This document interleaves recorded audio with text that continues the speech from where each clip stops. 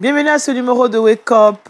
Nous sommes très heureux de vous avoir aujourd'hui encore. Nous sommes jeudi et vous le savez, les jeudis, nous avons aussi un programme assez intéressant pour vous permettre de pouvoir bien attaquer votre journée. Et ce matin, nous sommes avec le pasteur Bana Kambou. Shalom, pasteur. Shalom, ma sœur. Comment vous allez? Par la grâce de Dieu et vos prières nous accompagnent toujours. J'aime bien la couleur de votre chemise. Merci beaucoup. Merci beaucoup. Vous nous invitez, nous venons. Tout doit montrer que notre Seigneur est grand. Amen. Amen. Je pense que c'est bien dit. Amen. Tout doit montrer que notre Seigneur est grand. Tout à fait. Merci, pasteur. Tout à l'heure, avec vous, nous allons méditer la parole de Dieu. Shalom, Laetitia. Shalom, Daniel, et bonjour à tous. Ah, comment ça va, Laetitia? Ça va bien. On aura le saviez-vous et le trick box avec Laetitia. Effectivement. Dans le saviez-vous, aujourd'hui, on parlera de la miséricorde de notre Seigneur Jésus. Et dans le trick box, on donnera quelques bienfaits du clou de girofle. Le clou de girofle, l'épice clou de girofle. L'épice clou de girofle. Ah, d'accord. Il a d'autres vertus, à part le fait que ce soit un accompagnement dans dans notre cuisine. Oh, d'accord. C'est quoi? On en parlera tout à l'heure. Ok, j'ai voulu avoir la primeur de l'information, mais bon. Ok, tout à l'heure. Et puis, comme on le dit, nous sommes jeudi, on l'a dit tout à l'heure, et c'est la relation d'aide. Nous recevons Maman Breka Wassia. La fois passée, nous avons parlé du couple. Shalom, Maman. Aujourd'hui, on parlera du couple. Shalom, Daniel. Bonjour à tous. Oui, on va parler du couple, mais précisément de l'homme. D'accord. Aujourd'hui, parce que force a été de constater que dans nos églises, quand ils parlent du couple, c'est toujours la femme doit être soumise à l'homme en toutes choses. Quand ton mari a besoin de toi, c'est toute activité cessante. C'est ça. D'accord. Mais nous remarquons quand même que malgré les efforts de la femme, malgré sa soumission, il y a des foyers qui tournent mal. Alors, aujourd'hui, nous allons faire un clin d'œil du côté de l'homme, pour voir qu'est-ce qui ne va pas. Pourquoi ça tourne mal parfois? Voilà. Est-ce que la faute viendrait de lui? Oui. Voilà, donc on va parler aujourd'hui de l'homme. C'est sûr qu'en Afrique, on dit que la femme, c'est elle qui tient son foyer. Quand le foyer va bien, c'est que la femme est bien. Oui. Mais on oublie aussi l'aspect de l'homme. Non, mais puisque l'affaire du foyer, c'est une affaire de deux personnes. D'accord. La Bible nous dit deux valent mieux qu'une. Voilà. Donc, on ne peut pas tout laisser entre les mains d'une seule personne. Ok. Donc, aujourd'hui, on va parler de Voilà. l'homme. Voilà. Donc, on n'en parle pas de ses forces souvent. Et de ses faiblesses. Ah oui. D'accord. Ce sera donc pour la rubrique Relation d'aide. Alors, nous allons méditer la parole de Dieu pour commencer cette émission et nous partons pour la rubrique Méditons ensemble.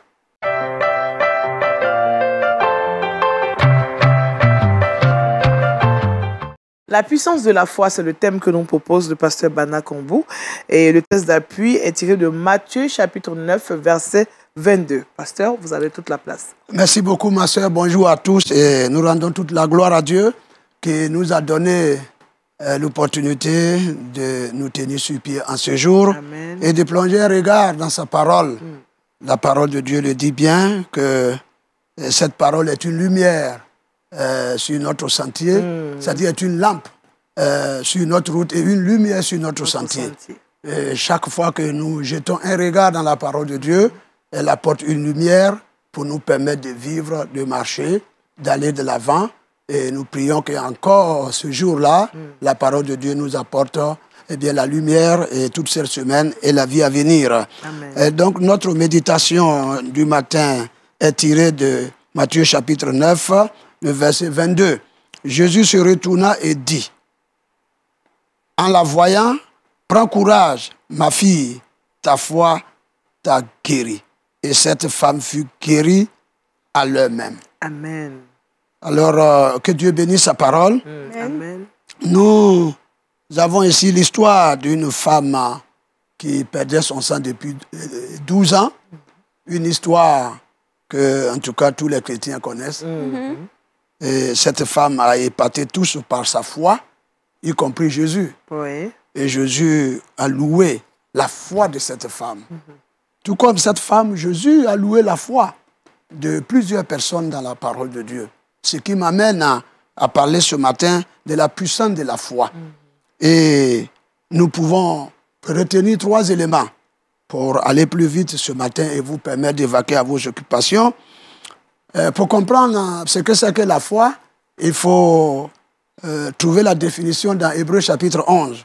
Il a dit, « Oh, la foi est une ferme assurance des choses qu'on espère et une démonstration de celles qu'on ne voit pas. » Donc, pour l'avoir possédée, les premiers ont obtenu certaines choses de la part de Dieu.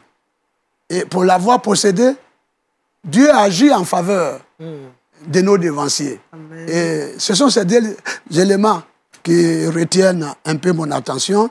Pour l'avoir possédée, nos devanciers ont obtenu des choses de la part de Dieu. Et pour l'avoir possédée, Dieu agit en leur faveur. Donc, le premier élément que nous dégageons de la foi comme puissant de la foi nous permet, ou j'allais dire, permet à Dieu d'agir en notre faveur. Amen. La foi permet à Dieu d'agir en notre faveur. Et nous avons plusieurs personnes dans la parole de Dieu pour avoir exercé leur foi. Et cette foi, pas en n'importe qui, pas en n'importe quoi, mais en Dieu. Et nous dirons en Dieu, mais pour nous en tant qu'enfants de Dieu, dans toute cette période pascale, eh bien cette foi placée dans l'œuvre de la crucifixion de Christ et de sa résurrection. Vous voyez, donc la foi placée dans l'œuvre de Christ, elle est puissante. Amen. Car elle n'est pas placée en n'importe quoi, en n'importe qui, mais en une personne qui est le Christ, dont le sacrifice est unique, parce que crucifié, mort, enseveli et ressuscité. Donc cela donne de la valeur à la foi lorsque nous la plaçons dans ce sacrifice-là. Et donc, dans ces derniers temps, ces temps difficiles, nous demandons aux uns aux autres de placer leur foi en Dieu, en un Dieu puissant, Amen. en un sacrifice puissant, Amen. en un sacrifice vainqueur, pour que cette foi-là obtienne, ou pour que Dieu agisse en notre faveur, ou que cette foi obtienne ce que les détenteurs désirent avoir. Voyez-vous? Et la dernière fois, lorsque nous étions sur ce plateau, maman parlait d'une dame qui s'appelle Ruth. Elle est un exemple d'une femme de foi. Oui. Une femme qui suit une belle-mère de qui elle ne s'attendait de quoi que ce soit. Elle était vieille, elle n'avait plus rien, et elle partait chez elle à Bethléem. Bethléem, une nation juive, eh bien, contrairement à Ruth la Moabite, ce peuple rejeté, Oui. parti là-bas, s'est sacrifié toute sa vie. Oui. Sacrifié toute sa vie. Ça, quand maman l'a relevé, ça m'a fait beaucoup de bien. Et on doit apprendre aussi de ces femmes-là. C'est des femmes de foi. Oui. Malgré l'insistance de Naomi, sa belle-mère, de rester, mais elle est partie contrairement au pas à sa camarade, l'épouse du frère de son mari, Oui. Oh, qui, elle, est retournée à ses dieux. Non, elle a cherché rapidement la route. Voilà, elle a cherché beaucoup de raccourcis. Elle ne peut pas gêner et prier. Donc. Non. Ruth est... Mais Ruth est partie. Chez Naomi, on gêne trop. Donc. Elle est partie. Et elle a placé sa foi dans ce Dieu d'Israël. Amen. Et elle est partie. Mais voyez-vous, maman a parlé de la généalogie du Christ. On retrouve Ruth. Oui. Mais un élément qui me marque dans la vie de cette femme, lorsqu'elle est arrivée à Bethléem, pensant tout perdre, mais c'est elle qui a gagné. Sa foi, Dieu agit en sa faveur. Amen. Sur instruction de sa belle-mère, bien sûr, elle est allée glaner et tout. Mais voyez, les personnes qui glanent, dans l'histoire de ces Juifs comme chez nous, elles ne sont jamais devant. Les propriétaires passent d'abord. C'est ce qui est resté là pour compte là, que les glaneurs ou les glaneuses viennent prendre. Donc, dans son premier pas de glanage, elle était derrière. Les propriétaires ont fait ce qu'ils veulent. Et puis, bon, ben, elle a été remarquée par le propriétaire des champs. Il dit, mais qui est cette femme qui est tout à fait au fond là-bas? Et ses serviteurs-là lui ont expliqué. Et voici que elle va lui dire non, permettez qu'elle puisse glaner. Et ainsi va naître l'amour dans le cœur de Boaz pour elle. Et il va la marier. Donc, au lieu d'être à la queue, Elle vient à la tête. elle vient à la tête. Oui. Alléluia. Propriétaire de champ. Propriétaire de champ. Elle ne va pas glaner. Non? Non. Elle va envoyer glaner. Elle va. C'est elle qui va prendre d'abord pour laisser aux Ah, autres. c'est ça. Vraiment, une foi qui permet à Dieu d'agir Amen. en sa faveur, nous en avons besoin aujourd'hui. Une foi audacieuse. L'Église doit exercer cette Alléluia. foi parce que cette foi placée en Dieu et en Jésus-Christ dégage une puissance. Amen. Amen. Une puissance, c'est pourquoi je demande aux frères et aux sœurs en cette période-là, mettons notre foi en action dans le sacrifice puissant de Jésus. Amen. Autrefois, nous avons placé nos foi dans les sacrifices morts, des sacrifices de poulets, des moutons, je ne sais quoi. cabris. Ça, c'est des sacrifices morts, Ouais. sans efficacité. Mais un sacrifice efficace, c'est le sacrifice de la mort et de la résurrection du Christ. Et donc, placer sa foi en cela permet à Dieu Amen. d'agir en notre faveur. Amen. Vraiment, puisse Dieu permettre que la foi de Ruth inspire quelqu'un, de sorte que cette foi nous positionne dans tous les domaines, dans tous les domaines. Alors, la foi donc puissante permet à Dieu d'agir. Et les anciens, pour l'avoir possédé, Dieu agit en leur faveur. Et nous avons dans la Bible multitude d'exemples des personnes. Si on prend David avec Goliath, vous convenez avec moi que c'est la foi de cet homme en Dieu qui a permis à Dieu d'agir en sa faveur, Oui. Amen. de conduire la direction de cette pierre jusqu'à loger cela dans le crâne de Goliath. Alléluia. Oui. Et pour vaincre l'adversaire, Oui. on dirait que la foi est une puissance qui nous permet de vaincre nos adversaires. Amen. Et oui, si on a la foi, Dieu conduira et conjuguera les circonstances à notre faveur. Amen. Même si elles se présentent difficiles, mais la foi puissante va décanter tout cela. Amen. Et David a eu la foi. Nous prêchons ces choses dans les églises. Mais j'aimerais ce matin que mon frère ou ma soeur, et nous tous ici, nous expérimentions la puissance de la foi. Amen. Il ne suffit pas de le compter, mais il faut vivre. Car le sacrifice de Christ, on ne le compte pas, mais on le vit. Amen. Et quand tu le vis, tu vois ce qui se dégage de cela. Alors donc, Dieu agit. Enfin, je prie ce matin que la foi de quelqu'un permette que Dieu agisse en sa faveur. Amen. Comme il a fait pour Ruth, comme il a fait pour David, et comme il a fait pour les héros de la foi, cités dans Hébreux, au chapitre 11, que votre méditation personnelle vous permettra de découvrir. Amen. Deuxième élément, alors, la puissance de la foi permet au détenteur d'obtenir ce qu'il désire. Vous voyez, dans Matthieu chapitre 9, d'ailleurs le livre de Matthieu 9 parle seulement des hommes de foi. Deux fois, ouais. Vous voyez, un paralytique, qui a été porté par ses amis pour aller vers Jésus. Arrivé là, dans la cour où Jésus était, il y avait assez de monde. Donc, difficile de passer. Ils ont creusé sur le toit. Ils sont montés. Et ils ont fait descendre le paralytique. Ils ont depuis creusé. le toit. Ils ont creusé. Ils ont eu tellement de foi même qu'ils ont cassé la maison du monsieur. Oui. Et ils descendent le monsieur où Jésus était. Jésus les a regardés. Il dit, mais votre foi a guéri le malade. Amen. Voyez-vous? Donc, Amen. ils cherchaient quoi? Ils cherchaient la guérison de leur... Leur ami. Ils l'ont obtenu. Oui. Mais sur la base de leur foi. Amen. Dieu veut aujourd'hui nous accorder bien des choses sur la base de notre foi. Et Jésus a dit que Jésus, voyant leur foi, dit au paralytique, prends courage, mon enfant, tes péchés te sont pardonnés.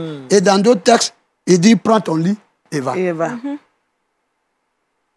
Pour nous ce matin, Dieu est là, encore vivant, et nous pouvons obtenir ce que nous désirons dans la volonté du Seigneur par la foi. Amen. Et donc la foi est une puissance. Et ceux qui détiennent la foi comme il se doit sont des hommes puissants Amen. qui obtiennent de grandes choses. Les serviteurs de Dieu aujourd'hui, je fais ce clin d'œil aux hommes de Dieu. Soyons des hommes de foi. Les femmes de Dieu, soyons des femmes de foi. Amen. Ce que nous prêchons est vrai. Amen. Et si nous plaçons la foi dans ce que nous prêchons, dans ce que nous disons, parce qu'on peut prêcher beaucoup, on peut être un homme de Dieu et puis manquer de foi. Voyez-vous, un pasteur me disait, il prêchait, et il a dit, Jésus guérit les aveugles. Jésus guérit les aveugles. Et c'était dans un pays où il y avait beaucoup de malades aussi. Et il y a un enfant qui passait avec un aveugle. Il parle français. Mais le vieux, lui, ne parle pas français. Donc l'enfant a conduit son père vers le prédicateur. Il est venu devant et le prédicateur demande, le vieux, il a quoi? Il dit non, le vieux est aveugle. Et comme tu as dit, Jésus guérit les aveugles, je suis venu avec lui. Je passais et j'ai entendu. Je suis venu pour que Jésus le guérisse. Il prêchait, mais il dit qu'il ne s'attendait pas.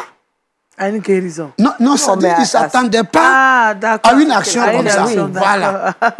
C'est-à-dire c'est tellement vite fait. Oui. Bon, il dit, en ce moment même, il s'est dit, ah, ce que j'ai dit là, il faut que je mette en application. Ah, oui. Jésus, je crois que tu guéris. Amen. Il a prié pour lui, il a été guéri. Amen. Et l'enfant est venu par la foi, le pasteur a prié par la foi, ils ont obtenu ce qu'ils ont demandé. Pour le Père, oui. Pour le Père. Et donc, nous prêchons.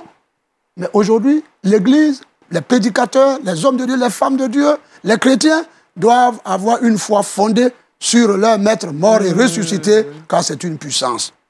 Alors, voyez-vous, pour aller vers la fin, il y a cette femme qui perdait son sang depuis 12 ans, comme texte de base. Oui. Elle a dit, même si je le touchais simplement, le bord de ses vêtements, je serais guéri. Elle a eu foi. Elle a eu vraiment foi.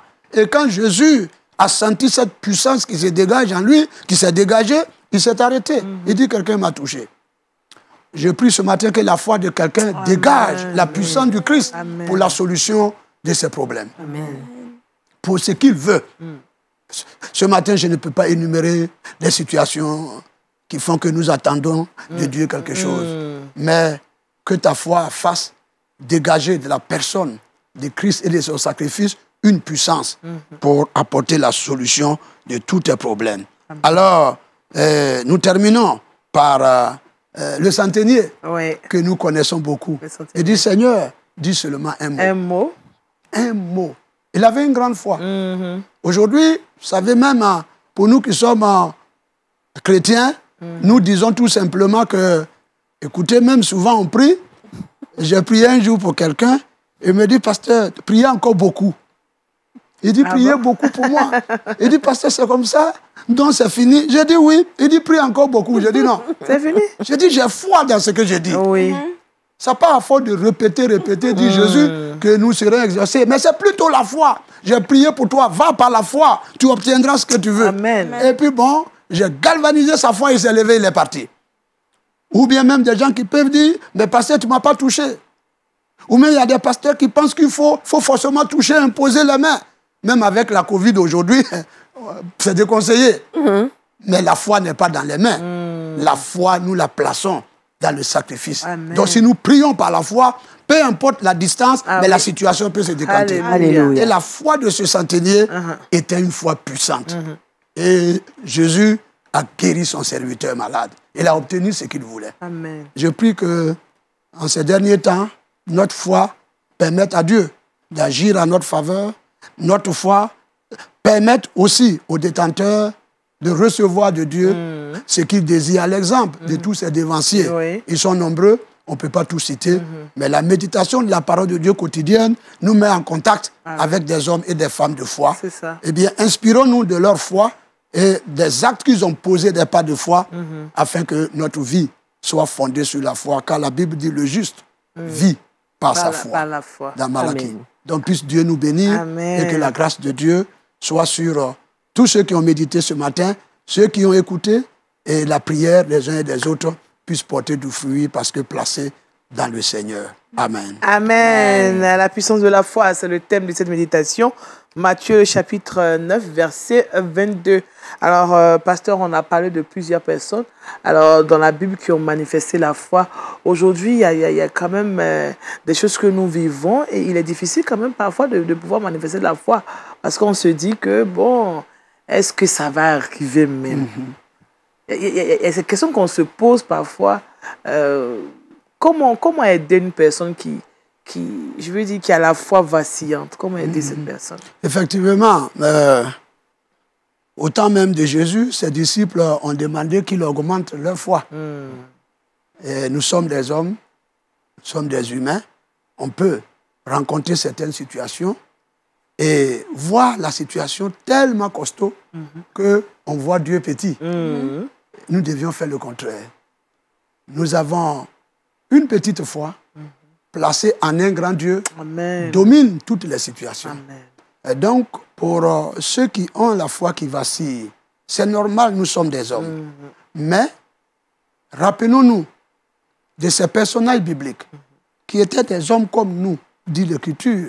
Élie était un homme comme nous, Oui. mais il a fermé la porte du ciel pendant 3 ans. 3 ans, il n'a pas plu. Et demi n'a pas plu. Oui.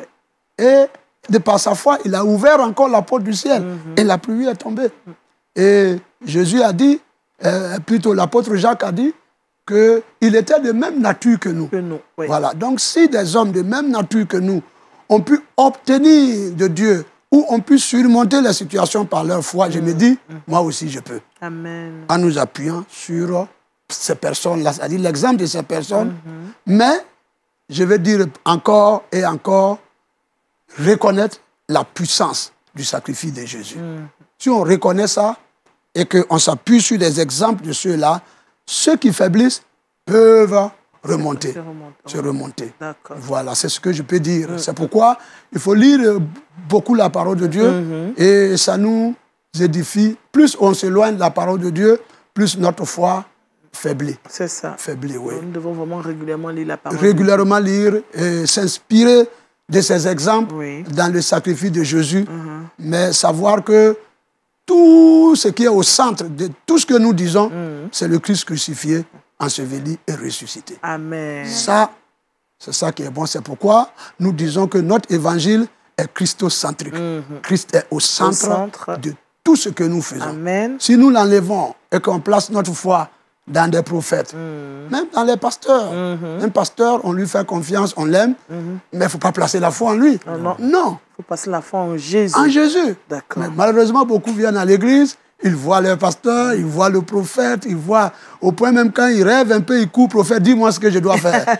Non, non. C'est Il Jésus. faut prendre son destin en main par sa foi Amen. en Christ Jésus. Quoique le pasteur ou le prophète est d'une grande importance dans la vie de l'église, mais il n'est pas le centre de l'église. Amen. Christ est le centre. Amen. Amen. Pasteur, nous allons prier.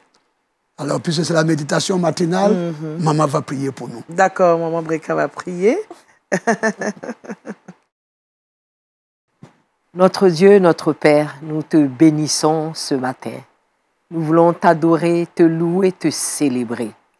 Seigneur, voici ta parole qui a été annoncée comme des oracles par ton serviteur, avec puissance et vie. Amen. Seigneur, nous venons de partager le message sur la foi. Et Hébreu nous dit que la foi, c'est la ferme assurance des choses qu'on espère et la démonstration de celles qu'on ne voit pas. C'est vrai, Seigneur. Oui, il est vrai que nous ne te voyons pas. Il est vrai que tu es le plus grand des esprits. Amen. Mais nous avons foi en l'œuvre sacrificielle Amen. que ton Fils Jésus-Christ a accomplie sur la croix pour le salut de toute l'humanité. Il est vrai que nous n'avons pas vécu autant de Jésus, mais nous croyons sans avoir vu. Oh, c'est Il vrai, a été Seigneur. transpercé pour nos péchés, qu'il a pris sur lui nos maladies et nos malédictions. Il nous a donné la santé, il nous a donné les bénédictions. Nous croyons en cela et nous marchons par la foi et non par la vue. Seigneur, même dans cette période de grande pandémie, oh Dieu, nous avons toujours marché par la foi. Parce que c'est par la foi que ce virus ne s'est pas approché de nous. C'est vrai, Et la Seigneur. Bible déclare qu'aucun fléau n'approchera de notre tente. Et nous avons pris appui sur cette parole. Nous avons bu cette parole et nous avons marché sur cette parole. Seigneur, aide-nous.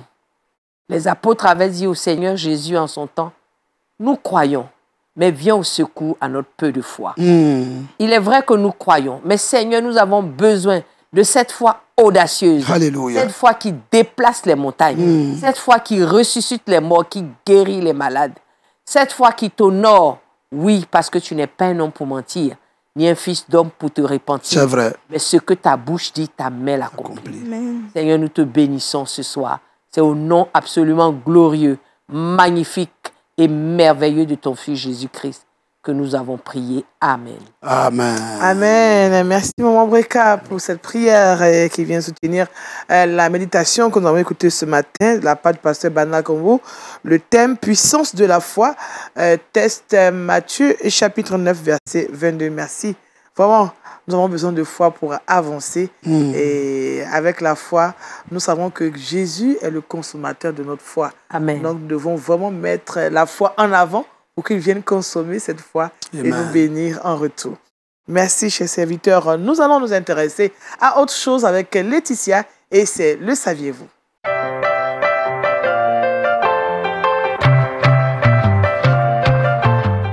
On a parlé de la puissance de la foi. Laetitia nous parle maintenant de la miséricorde. Effectivement, Daniel. Aujourd'hui, j'ai décidé de parler de la miséricorde. Bien des fois, on a été pécheur, bien des fois, on est tombé. Bien des fois également, on s'est tourné vers le Seigneur au travers de la repentance. Amen. Et le Seigneur nous a restaurés et nous a repris. Il y a 5 fois dans la Bible où le Seigneur a fait preuve de miséricorde et a restauré ces personnes-là qui sont tombées. Je veux parler premièrement de David. Oui. David, il est l'homme selon le cœur de Dieu, nous le savons tous. Oui. Mais il a commis un péché en épousant la femme de Uri. Le Seigneur n'était pas content de ce qu'il le fasse. Oui. Il le lui a dit. Et finalement, David s'est repenti et le Seigneur a porté un regard favorable sur la vie de David. Amen. Je veux parler deuxièmement de Moïse. Moïse, oui. Moïse qui a commis un meurtre en tuant un Égyptien pour sauver la vie d'un Israélite. Oui. Effectivement. Oui. Mais ce Moïse-là, c'est lui encore qui a été choisi par Dieu pour faire sortir le peuple d'Égypte au travers de ce qu'il s'est repenti, au travers de ce qu'il a compris qu'il a fait quelque chose de mal et il a fui. Je veux parler encore, troisièmement, de la prostituée de Rahab. Elle sait qu'elle n'est pas une personne, on va dire, de bonne moralité, comme on a l'habitude de le dire. Oui. Mais au travers de ce qu'elle a eu un cœur serviable en hébergeant des personnes chez elle. Oui, oui. Le Seigneur, le Seigneur a eu pitié d'elle, l'a gardée. Elle n'a pas été tuée, elle et sa famille. Et elle est partie avec les Israélites. C'est ça. Voilà. Je veux parler également de cette 4e personne qui est Paul. Paul. On l'appelle Saul, hein? Paul de Tarse. Effectivement. Il était appelé Saul de Tarse. Oui. C'était le plus grand persécuteur des chrétiens. Il partait même sur la route de Damas et quand il a rencontré le Seigneur. C'est ça. Sa rencontre avec le Seigneur lui a permis de se faire appeler Paul. Oui. Mais avant d'être Paul, il était une personne en général qui persécutait les chrétiens. Il assistait même au meurtre des chrétiens. Lorsqu'il a rencontré le Seigneur, il s'est repenti de tout cela et le Seigneur lui a fait grâce. Oui. Aujourd'hui, c'est un grand personnage de la Bible. C'est ça. 5e, je vais parler de Salomon. Le roi Salomon. Le roi Salomon qui est rempli de sagesse. À un moment donné, il a voulu suivre ses épouses et ses concubines en voulant adorer un autre Dieu. Le Seigneur s'est mis en colère. Il a compris que ce qu'il était en train de faire n'était pas le plan de Dieu. Il s'est repenti et le Seigneur lui a fait grâce. Donc aujourd'hui, on voit que le Seigneur est miséricordieux. Il suffit simplement qu'on reconnaisse qu'on a mal agi, qu'on se répande pour que le Seigneur nous accorde sa miséricorde, sa grâce. Et quelles que soient les épreuves qu'on traverse, il faut qu'on se dise que le Seigneur est toujours avec nous, car la grâce, la bonté et le pardon de Dieu ne sont pas des prétextes pour pécher tout le temps. C'est ça. Ce n'est pas parce que le Seigneur va nous faire grâce que nous devons pécher. Nous devons pécher. Non. Ça va contre la volonté de Dieu d'ailleurs. C'est ça, effectivement. Alors, c'est ce que je voulais partager aujourd'hui. D'accord. 5 fois où le Seigneur a fait preuve de miséricorde dans la Bible. Merci, Laetitia. Quelque chose. Oui. Dire que la grâce qu'il a faite à Rahab, la prostituée, a fait de Rahab aujourd'hui, elle est aussi dans la lignée de Christ. De Christ, parce qu'elle a épousé Salmon, qui est le père de Boaz. De Boaz, qui a épousé Ruth. Ruth, d'accord. Oh là là. Aïe. Voilà, génial. C'est une révélation. Vraiment, Puisse il faire miséricorde, puisse il nous fait rentrer dans la famille. C'est ça. Voilà. Merci à Laetitia. Nous devons comprendre que notre Dieu est un Dieu de miséricorde. Amen. David même l'a dit dans le psaume 118, que la maison d'Aaron dise que ta miséricorde durera toujours. Et cette miséricorde durera toujours. Elle est pour nous et nous devons la saisir, en tout cas tous les jours. Merci Laetitia. Nous allons nous intéresser au couple et c'est la relation d'aide tout de suite.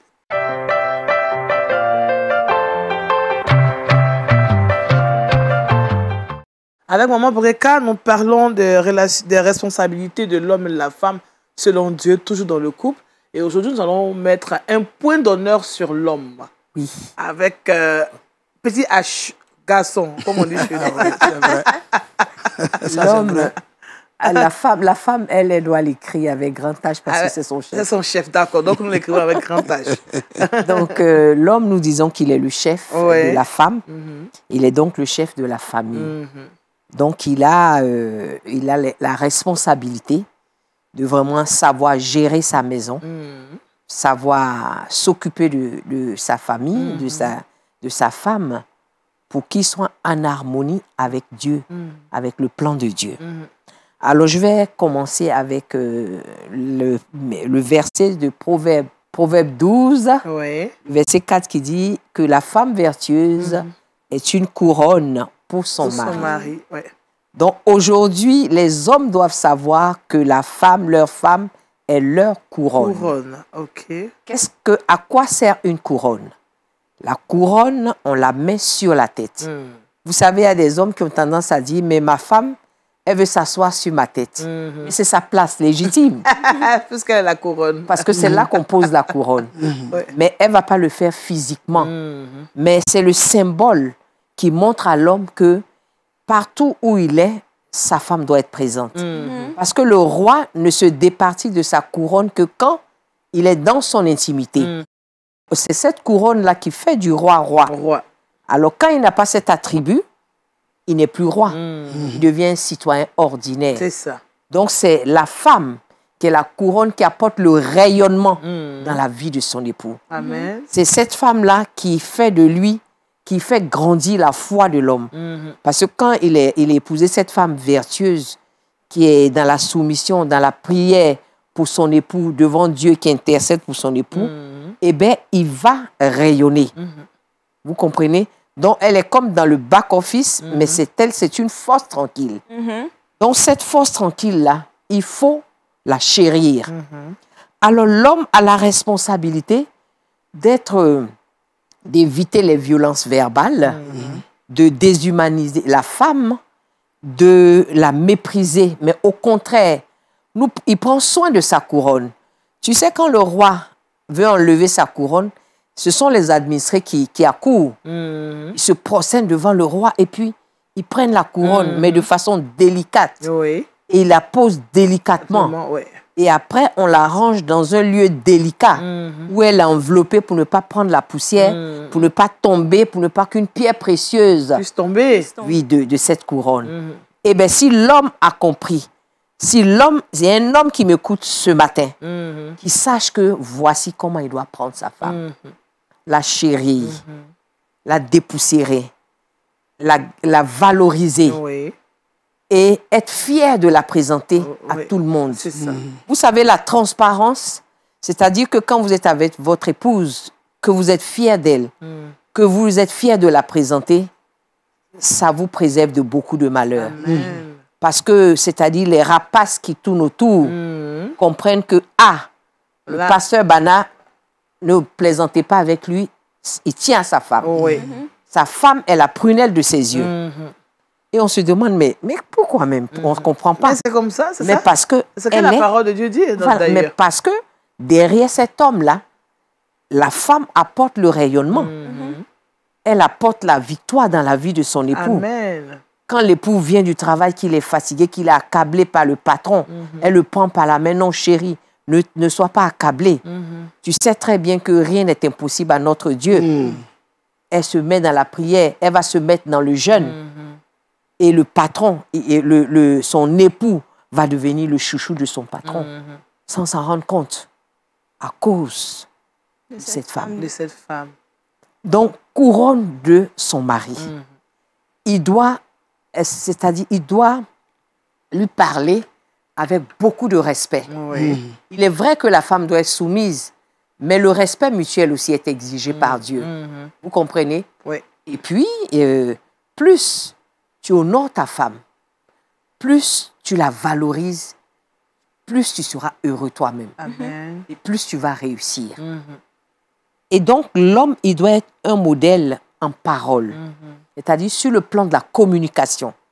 Vous avez des hommes qui peuvent vraiment bafouer leurs femmes, c'est-à-dire les humilier, des paroles empreintes de violence, tout et tout, alors que l'époux doit avoir un langage qui est caractérisé par des paroles d'amour. C'est ça. Amen. Des paroles de douceur vis-à-vis de son épouse. Mais il ne doit pas la blesser, il ne doit pas la vexer. Vous savez, je connaissais un couple dont le mari a été élevé en dignité. Oui. Alors cet homme-là a décidé que lui, quand ils vont au supermarché, il ne veut pas tenir les colis. Oui. Parce que désormais, il est un directeur. Oui. La femme lui a dit, mais tu es directeur au travail. Mais à la maison, tu es papa, tu es mari. Oui. Bon, c'est toi qui dois prendre les bagages parce que c'est trop lourd pour moi. Donc, elle lui a laissé et il a fini par les prendre. Oui, parce que ce n'est pas la maison. Quand on rentre chez soi, on laisse les titres dehors. Et on devient papa, on devient époux. Voilà. D'accord. Et il ne faut jamais rabaisser la femme. Donc, il doit être un modèle de conduite comme Noé. Vous comprenez qu'au temps de Noé, c'était la débauche. C'était la pègre. Les gens vivaient comme ils voulaient. Oui. Ils ne faisaient pas cas de Dieu. Oui. Mais Noé a été sauvé. Pourquoi? La Bible nous dit que Noé a été intègre. Il a été sauvé avec toute sa famille. Toute sa famille, son parce épouse, qu'il a ses éduqué, enfants, oui. il était un modèle d'éducateur. Il a éduqué ses enfants dans les voies de Dieu. C'est pour ça qu'ils ont été sauvés aussi. D'accord? On voit aussi un modèle de conduite dans Joseph, qui, malgré les 1000 sollicitations de la femme de Potiphar, n'a pas cédé. Oui. Les hommes d'aujourd'hui auraient cédé facilement. D'accord? Et on voit aussi un modèle d'amour. Un modèle de conduite. Je pourrais citer Job déjà, avant de parler d'amour. Job, c'est un modèle de conduite parce que quand sa femme a voulu le détourner de Dieu, il a été ferme. Et il a dit à sa femme que je ne maudirai pas Dieu. Il n'a pas maudit Dieu et Job a été restauré, réhabilité. Amen. Amen.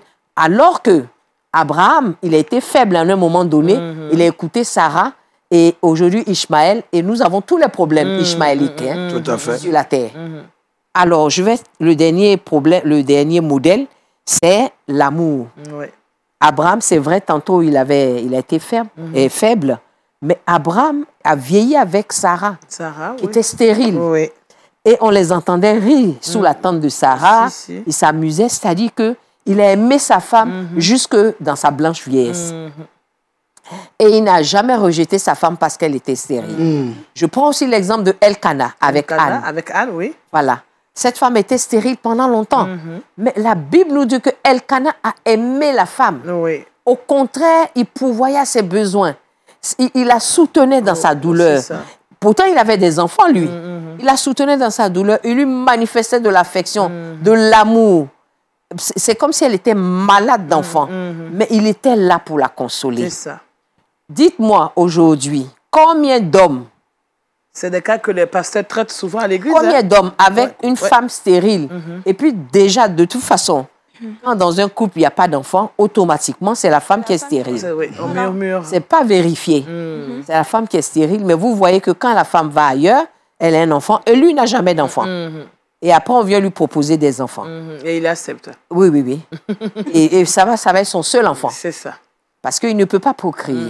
Et vous voyez aussi que dans notre société, quand la femme n'a pas d'enfant, eh c'est la belle famille qui vient s'insurger en juge. Oui, dans le foyer. Et partir en même temps dans le foyer pour défendre leur fils et accabler la pauvre femme. Ça. Mais vous voyez ces grands hommes de Dieu dont on parle, qui ont vécu avec des femmes stériles.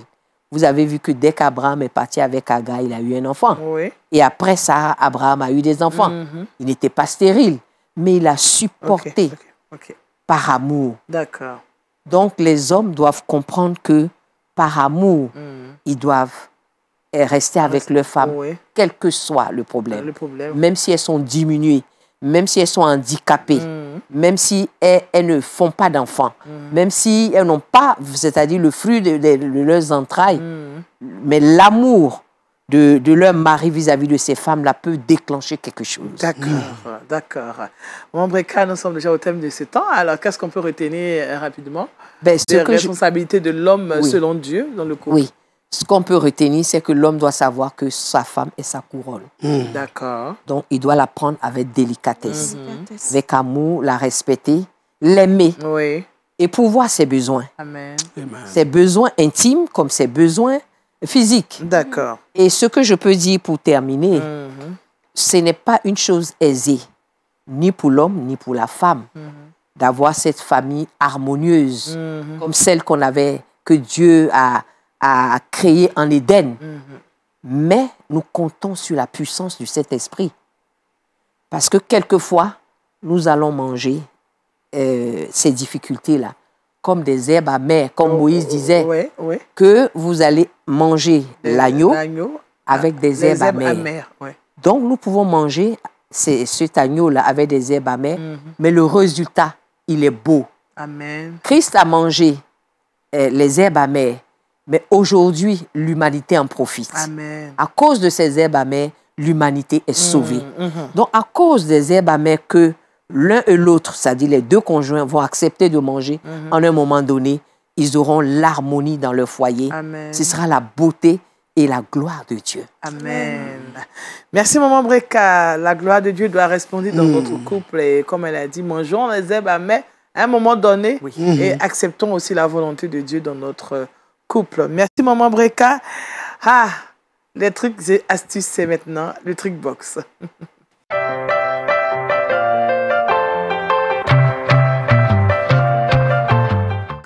Avec Laetitia, nous parlons de cet ingrédient, le clou de girofle. Oui. Effectivement, Daniel. Aujourd'hui, j'ai décidé d'en parler parce que bien des fois, on l'utilise dans la cuisine, généralement, à cause de cette saveur-là que le clou de girofle apporte. Mais en plus de cela, le clou de girofle referme quelques vertus qui sont un peu méconnues. D'accord. Premièrement, je veux parler de l'antiseptique. Le clou de girofle, c'est un antiseptique. Ah bon? Oui. D'accord. Il permet de lutter efficacement contre les infections urinaires et même les calculs rénaux. Effectivement. Alors là, comment on l'utilise? Alors, on peut mettre quelques grains dans de l'eau. On va laisser reposer un moment. D'accord. Puis, on peut boire ça comme notre eau. Ça va nous permettre de pouvoir avoir un bon fonctionnement à l'intérieur de nous-mêmes. D'accord, d'accord. Deuxième des choses, c'est que c'est un antiparasitaire. La même méthode, on boit ça régulièrement et on va voir qu'on va se débarrasser même des vers. D'accord. De façon naturelle. Ok. Là, on risque de ne plus partir à l'hôpital.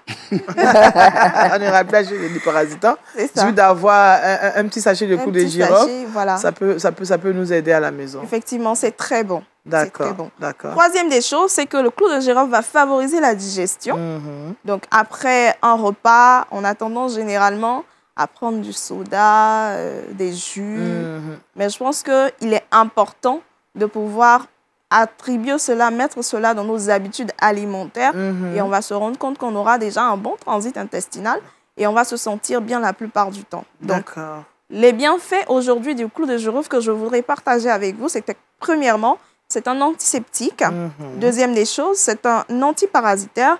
Et troisième des choses, c'est également la potion, si je peux le dire ainsi, qui va nous permettre de pouvoir avoir une bonne digestion. Merci Laetitia. Alors, je sais aussi que le clou de girofle est un excellent calmant pour la dent. Oui, les caries en tout cas, oui. Ouais, quand on a les caries, ça calme. Les douleurs dentaires, oui. Ah d'accord, c'est vraiment un ingrédient très intéressant. Les dentistes utilisent. Ah d'accord. Ouais, c'est... Quand il faut sentir l'odeur, c'est ce qu'ils utilisent. Ah, d'accord. Ok, donc Laetitia est venue réveiller encore en nous d'autres vertus. Merci beaucoup, en tout cas. On va vraiment utiliser le clou de girofle. On va l'introduire dans notre alimentation. Laetitia, on aimerait avoir notre verset boussole avant de commencer notre journée. Effectivement. Alors, aujourd'hui, le verset boussole, c'est Matthieu 9, le verset 22, qui dit ceci. Jésus se retourna et dit en la voyant, « Prends courage, ma fille, ta foi t'a guérie. » Et cette femme fut guérie à l'heure même. Amen. Merci, pasteur. Merci beaucoup. Pour cette méditation, la puissance de la foi. Pasteur Bana Kambou, qui a galvanisé ce matin notre foi. Merci à Maman Breka Wassia, avec qui nous avons parlé de la responsabilité de l'homme et la femme. Aujourd'hui, nous avons mis l'accent sur l'homme, ce que l'homme doit faire dans le couple selon Dieu.